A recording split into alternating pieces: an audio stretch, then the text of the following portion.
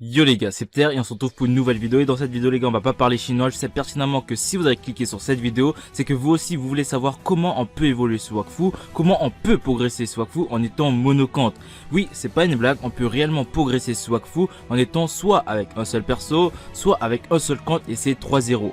Donc si toi aussi tu as envie de savoir comment on peut progresser sur Wakfu, que ça soit au niveau des kamas ou encore au niveau de l'XP, cette vidéo elle est faite pour toi, jeune aventurier.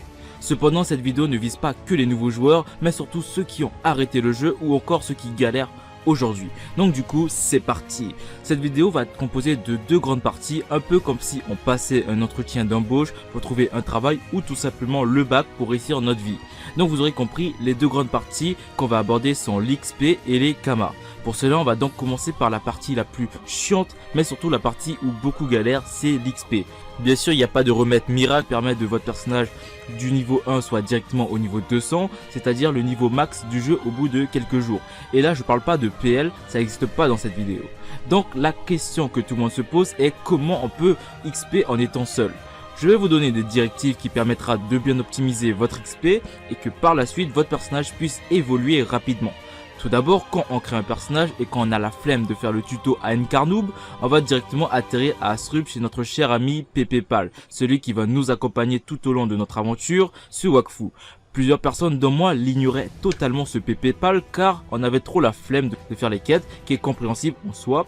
Mais le souci c'est grâce à ce bon vieux PPPal, c'est lui qui nous donnait l'opportunité de voyager dans chaque nation, mais aussi de pouvoir aller au Mont Zenith et affronter Ogrest.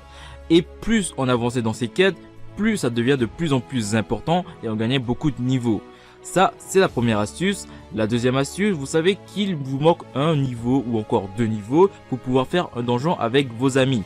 L'astuce que je peux vous conseiller est de faire les quêtes environnementales. Je sais que beaucoup de joueurs, beaucoup de personnes vous l'ont conseillé de faire les quêtes environnementales, mais c'est ultra important car ces quêtes environnementales m'a permis d'être du niveau 196 à up niveau 200 en fait, sans donjon Zenith ou sans rien d'autre. Donc du coup les gars, ne sous-estimez jamais les quêtes environnementales, c'est vraiment très important, je vous rassure. Et dernière astuce la plus ultime de tous en étant monocante, c'est les champs de bataille. Vous êtes niveau 51 minimum, vous êtes nul en PVP, ce n'est pas grave, votre but est tout simplement d'XP. Même si vous perdez énormément de combats, votre but est tout simplement d'XP les gars. Car on le sait tous, pour nous les vrais joueurs PVP, on aura sûrement l'ancien système. Mais pour les champs de bataille, pour les nouveaux joueurs, pour encore les joueurs plutôt casus, c'est vraiment utile car c'est vraiment la meilleure astuce XP quand t'es monocante. J'ai fait mon up niveau 200 grâce au champ de bataille. La plupart des joueurs que je connaisse ont fait aussi leur niveau 200 grâce au champ de bataille car l'XP est vraiment cheaté là-bas.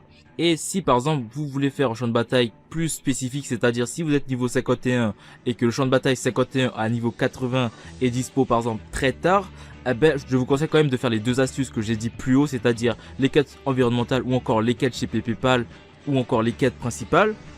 Et que par la suite vous faites les champs de bataille, ça va vraiment optimiser l'XP de votre personnage et qui va le rendre encore meilleur qu'il est déjà en termes d'XP. Et dernière astuce, la quatrième, un peu facultative, si vous faites par exemple les quêtes de chasseurs ou les donjons, n'hésitez pas à écrire vos plus beaux messages à un THL, n'écrivez pas un TumXP ou une connerie comme ça parce que personne va vous répondre en fait.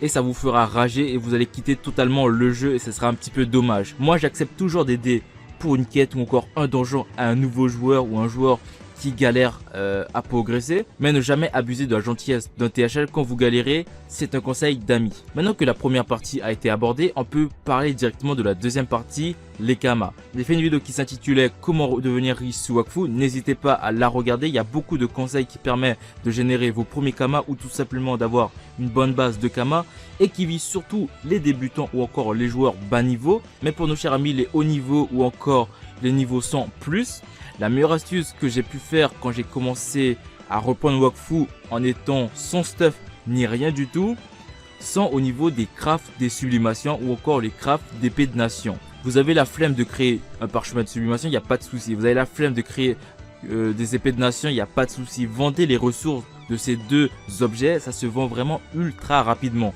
Et de façon la plus objective possible, ces deux astuces, c'est-à-dire les parchemins de sublimation ainsi que les épées de nation, pour une personne qui est niveau 100+, c'est vraiment la meilleure astuce au niveau des kamas. et qui vous permettra de gagner vraiment beaucoup de millions de Kama qui par la suite permettra de vous améliorer au niveau de votre équipement comme j'ai pu le faire quand j'ai commencé à reprendre le jeu après avoir vendu mon stuff niveau 200. Donc du coup les gars, si cette vidéo vous a bien aidé, n'hésitez pas à le partager à tous vos amis. N'hésitez pas aussi à partager à ceux que vous pensez qui galèrent encore à XP, qui galèrent encore à progresser Swagfu en 2020. Que ce soit en termes de Kama ou encore en termes d'XP. N'hésitez pas aussi à mettre votre meilleur like en bas de la vidéo, c'est vraiment très important pour moi. N'hésitez pas aussi à vous abonner, c'est vraiment très important pour moi les gars. Parce que oui, je suis un peu un psychopathe, je vais pas vous mentir, mais plus vous êtes nombreux, plus moi ça me fait vraiment énormément plaisir. Et je vous dis à une prochaine vidéo, ciao.